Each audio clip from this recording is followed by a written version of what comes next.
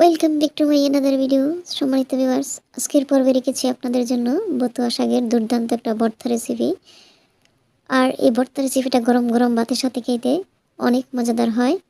চলুন তাহলে দেখা যাক আমি কীভাবে বতুয়া শাকের ভর্তাটা তৈরি করলাম তা দেখার জন্য। এখানে আমি 2 আটি বতুয়া শাক ধুয়ে পানি ঝরিয়ে নিলাম। এখানে আমি একটা কড়াইয়ের মধ্যে শাকগুলাকে নিয়ে নিচ্ছি। দিয়ে দিচ্ছি কিছু কাঁচামরিচ, স্বাদ মতো লবণ। এবার ডেকে আমি কিছু সময়ের জন্য জাল করে নিয়ে ফিরে আসলাম। এবার একটা কুরসুনের সাহায্যে আমি এগুলোকে উল্টিয়ে পাল্টিয়ে দিচ্ছি। দেখতেই পাচ্ছেন শাকগুলা পেছন দিক থেকে প্রায় সিদ্ধ হয়ে আসছে। আরও কিছু সময়ের জন্য ডেকে দিলাম। আমি শাকটাকে আমি সিদ্ধ করে নিতেছি। ফিরে আসলাম ব্রেকের পর। দেখতেই পাচ্ছেন এ পর্যায়ে আমি একটা বড় সাইজের রসুন এবং একটা পেঁয়াজ টুকরো করে দিয়ে দিচ্ছি কিছু ধনেপাতা কুচি। এটাকে উল্টিয়ে পাল্টিয়ে দেব কুরসুনের সাহায্যেই। আর এটাকে সিদ্ধ করে নিতে হবে অবশ্যই ভর্তা করার পূর্বে বতুয়া শাকটাকে। এরপর যে আমি এই কুরসুন দিয়েই আমি এটাকে ভর্তা করে নিচ্ছি, মানে কেচে নিচ্ছি। আমি ক্যামেরার বাহিরে গিয়েও অনেকক্ষণ আমি এটাকে এভাবে কুরসুন দিয়েই পিটিয়ে ভর্তা করে নিলাম। আপনারা চাইলে চামচা বা কাঠের হাতল দিয়েও করতে পারেন। আমি আরও সামান্য একটু লবণ দিয়ে দিচ্ছি, লবণটা একটু কম হয়ে গেছিলো বিদায়।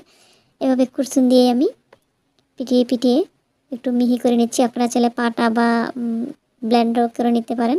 আমি একেবারে মিহি করে নিই। নেড়ে ছেড়ে পানিটা যখন টেনে আসছে তখন নামিয়ে নিলাম। আর একটা কড়াইয়ের মধ্যে আমি সামান্য পেঁয়াজ রসুন কুচি দিয়ে দিচ্ছি, আরও একটু আদা কুচি দিয়ে দিলাম সয়াবিন তেলের মধ্যে। এবার পেঁয়াজ রসুন এবং আদা কুচিটাকে তেলের মধ্যে কিছু সময় ভেজে নিচ্ছি। ব্রাউন কালার করে যখন ভেজে নেওয়া হয়ে গেছে ঠিক তখনই আমি ভর্তা করে রাখা বতুয়া শাকটা দিয়ে দিলাম। এবার নেড়ে ছেড়ে পুরো ভর্তার মধ্যে আমি পেঁয়াজ রসুন ভাজাটাকে মিশিয়ে নিচ্ছি। অত্যন্ত মজাদার, একবার খাইলে আপনারা বুঝতে পারবেন। বতুয়া শাক ফুরিয়ে যাওয়ার আগে আপনারা এরকম একটা ভর্তা তৈরি করে দেখুন। গরম গরম ভাতের সাথে পরিবেশন করে কতটা মজাদার এবং টেস্টফুল হয়। একবার খাইলে বারবারই খাইতে চাইবেন। ফাইনালি আমার বতুয়া শাকের ভর্তা ডান হয়ে গেল। এভাবে আপনারা একবার হইলেও ট্রাই করে দেখবেন। আমি একটু পরিবেশন করে নিলাম। গরম গরম ভাতের সাথে পরিবেশন করে অনেক পরিমাণে ভাত এটা খাওয়া যায় এই ভর্তাটা দিয়েই।